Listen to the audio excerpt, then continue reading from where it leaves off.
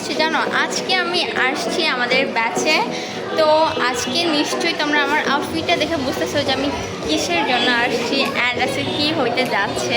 তো আমি বলেই দিই, আজকে হচ্ছে আমাদের সরস্বতী পূজা, মানে আমাদের না আর কি, আমাদের হিন্দু সম্প্রদায়ের ভাই বোনদের।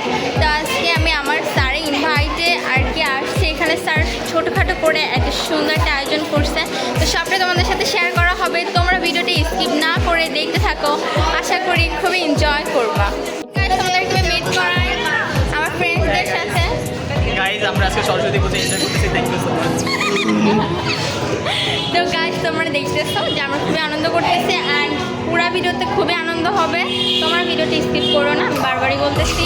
আর অনন্যা হাই দিয়ে দাও, অনন্যা লজ্জা পাচ্ছে। তো যাই হোক, আমরা অনন্যার লজ্জা ভাঙে অনন্যাকে পরে নিয়ে আসবো। তোমরা ভিডিওটা দেখতে থাকো।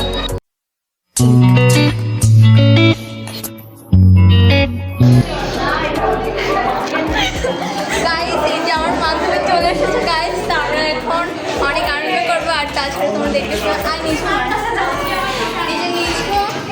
এটা আমার একটা হাই বলে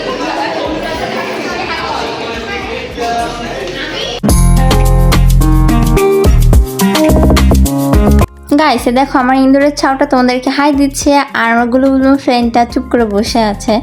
আর এই যে আমার ভাই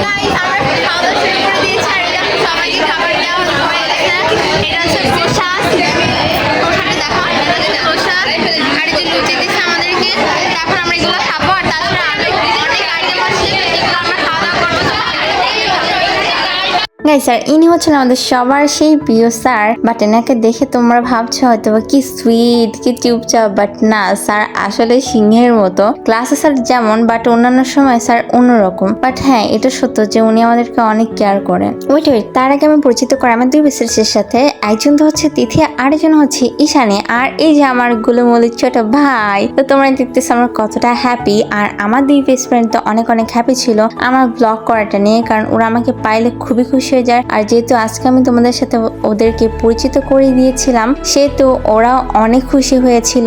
আর তারপরে তো দেখতেছো যে আমরা খাওয়া দাওয়া শুরু করে দিয়েছি। তবে তোমরা কি জানো, আমরা খাওয়ার আগে আমার যে পেস্ট্রিটা ছিল ঈশানী, ও তো সবার আগে খাবার নিয়ে মুখের ভেতর পুড়ে দিয়েছিল। তারপরে খাওয়া দাওয়া শেষ করে আমরা বাইরে চলে যাই।